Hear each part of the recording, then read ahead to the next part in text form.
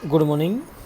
आज अपन द्वितीय वर्ष का राजस्थान का भूगोल द्वितीय प्रश्न पत्र उसका अध्ययन करेंगे, जिसमें राजस्थान का सामान्य परिचय उसका अध्ययन किया जाएगा, जिसमें बेसिकली लोकेशन, राजस्थान की अवस्थिति, राजस्थान का विस्तार एक्सटेंट और राजस्थान का प्रशासनिक कार्यप्रणाली उसके बारे में अध्ययन करेंगे।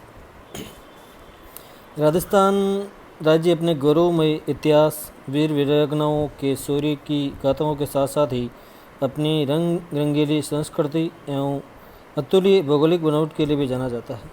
जहाँ राजस्थान में विश्व की प्राचीनतम पर्वत श्रृंखला ओल्डेस्ट माउंटेन रेंज में से एक अरावली पर्वतमाला स्थित है। वही पश्चिमी राजस्थान में अनूठा थार का मरुस्थल, पूर्वी भाग में नदी मैदान व दक्षिण पूर्वी भाग हाड़ौती लावा पठार का विस्तार है। इस प्रकार राजस्थान राज्य न केवल भारत में अपितु विश्व में अपनी विशिष्ट भौगोलिक सांस्कृतिक पहचान रखता है। राजस्थान राज्य भारत के उत्तर पश्चिम भाग में स्थित है। इसकी आकृति या शेप विषम चतुष्कोणीय या पतंगाकार, फिर इंग्लिश में इसको रोम्बस के नाम से जानते हैं। अतः राजस्थान की जो धरातलीय संरचना के निर्माण का आधार प्राचीन प्री कैम्ब्रियन या प्री फेनरोजोइक अरावली पर्वतमाला तथा इसके पश्चिम और पूर्व में क्रम से बांगर व खादर की मृदा तथा दक्षिण पूर्व में माला पठार के नाम से भी जाना जाता है। राजस्थान में 33 सागर के अवशेष जो पाए जाते हैं वो पश्चिमी मरुस्थलीय प्रदेश में मिलने वाली खारी पानी की झीलें हैं।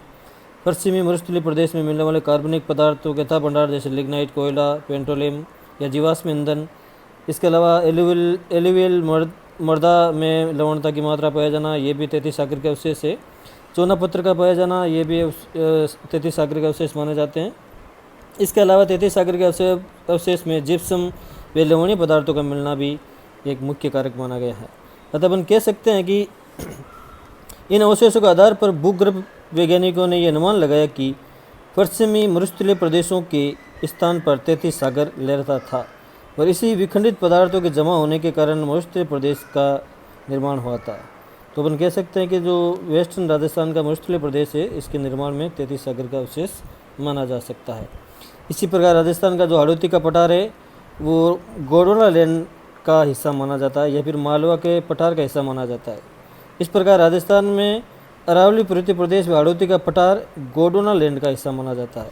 अतः राजस्थान के पूरे मैदानी भाग के निर्माण में वैज्ञानिकों के दो मत स्पष्ट है, जो मैंने आपको कल ही बताया था। प्रथम मत है कि पूरे मैदानी प्रदेश का धरातल 33 सागर से बना है, जबकि दूसरा मत है कि पूर्व मैदानी प्रदेश का धरातलीय भाग अरावली पर्वतीय प्रदेश से बहकर आने वाली नदियों से बना है, जैसे वर्तमान में मिलने वाली काम मिट्टी या फिर जलोढ़ मिट्टी या फिर एलुवियल मृदा का निर्माण जो पर्वतीय प्रदेश से बहने वाली नदियों से निक्षेपण के फलस्वरूप निर्मित है। अतः हम कह सकते हैं राजस्थान का पूर्व मैदानी भाग जलोढ़ मिट्टी से निर्मित है या फिर अरावली से निकलने वाली नदियों से निक्षेपण की क्रिया से निर्मित मैदान है। अतः अपन इस प्रकार से कह सकते हैं कि पश्चिमी राजस्थान में पुरातन काल में सरस्वती नदी का बहाव क्षेत्र था, जिसके भी स्पष्ट प्रमाण हम लोगों को प्राप्त होते हैं। जैसे जैसलमेर जिले में मिलने वाली लाठेश्वरी क्षेत्र में भूगर्भिक जल पट्टी पाई जाती है, जो सरस्वती नदी के प्रमाण के रूप में मान सकते हैं। इसी प्रकार से बाढ़ में जैसलमेर में मिलने वाला आकलवुड फॉसिल पार्क भी आपको स्पष्ट प्रमाण के रूप में प्राप्त कर सकते हैं। और रिमोट सेंसिंग उपग्रह से प्राप्त संकेतों के आधार पर भी पता लगाया जा सकता है कि राजस्थान का वेस्टर्न पार्ट 33 सागर का अवशेष है।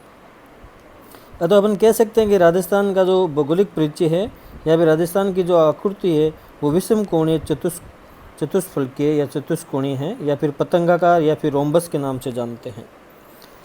राजस्थान का अक्षांशीय विस्तार 23 डिग्री 3 मिनट से उत्तरी अक्षांश से लेकर 30 डिग्री 12 मिनट उत्तरी अक्षांश तक तथा देशांतरीय विस्तार 69 डिग्री 30 मिनट पूर्वी देशांतर से 78 डिग्री 17 मिनट पूर्वी देशांतर के मध्य स्थित है। अतः अपन कह सकते हैं कि किसी भी स्थान की ग्लोबीय स्थिति व धरातलीय स्थिति ज्ञात की जा सकती है, उसको अपन अवस्थिति के नाम से जानते हैं। तो ग्लोबीय स्थिति में इस स्थिति में राजस्थान की अक्षांशीय स्थिति व देशांतर स्थिति की जानकारी प्राप्त की जाती है।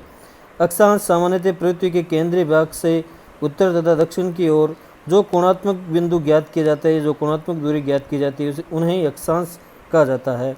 अर्थात अक्षांश रेखाएं इन्हीं कोणात्मक बिंदुओं को मिलाकर पूर्व से पश्चिम की ओर विषुवत रेखा के समानांतर या भूमध्य रेखा के समानांतर या इक्वेटर के समानांतर एक काल्पनिक रेखा खींची जाती है, इसे ही अक्षांश रेखा कहा जाता है।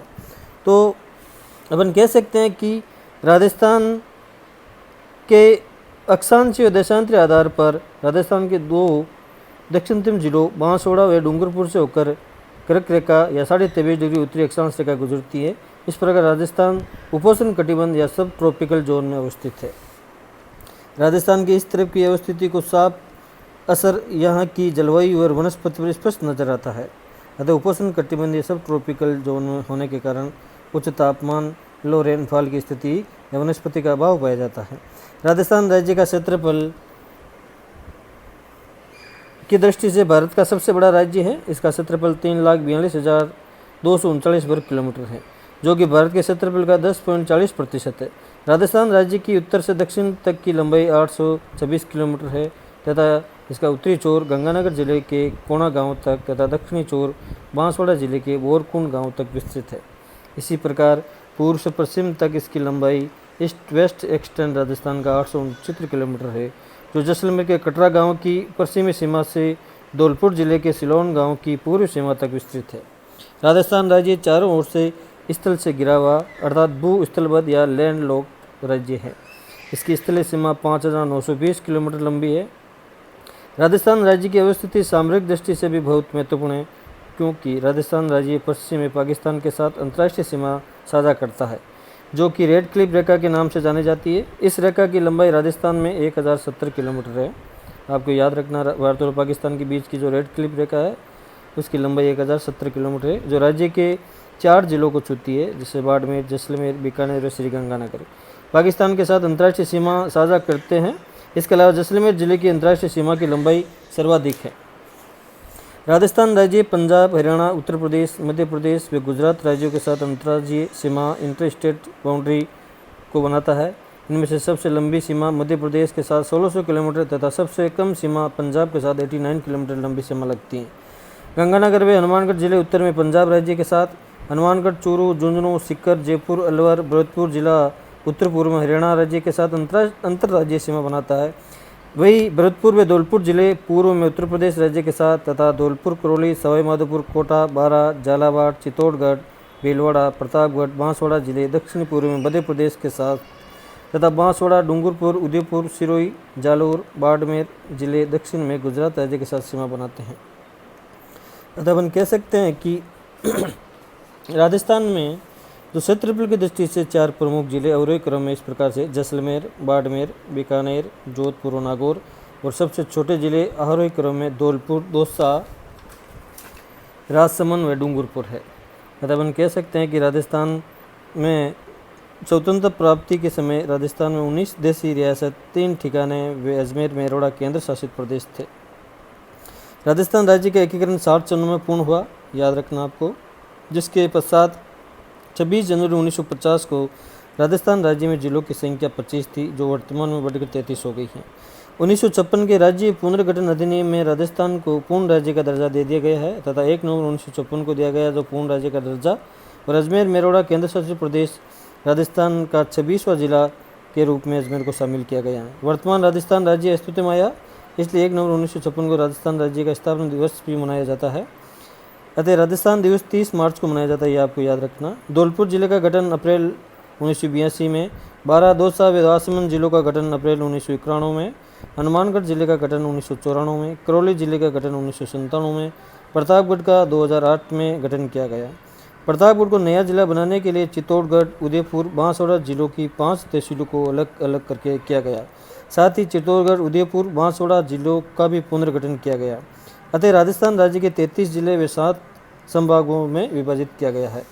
अतः अपन कह सकते हैं कि राजस्थान राज्य में 33 जिले और 7 संभाग हैं। अतः राजस्थान भारत के उत्तर पश्चिम भाग में अवस्थित है तथा जलवायु की दृष्टि से उपोष्ण कटिबंध में आता है। साथ साथ में राजस्थान की जो जलवायु है वो हार्ड कठिन है, यहाँ उच्च तापमान, लो रेनफॉल, मिट्टी की उत्पादक क्षमता नगण्य तथा वनस्पति का अभाव पाया जाता है। इस प्रकार से हम कह सकते हैं कि राजस्थान की अवस्थिति राजस्थान का सामान्य परिचय। थैंक्स।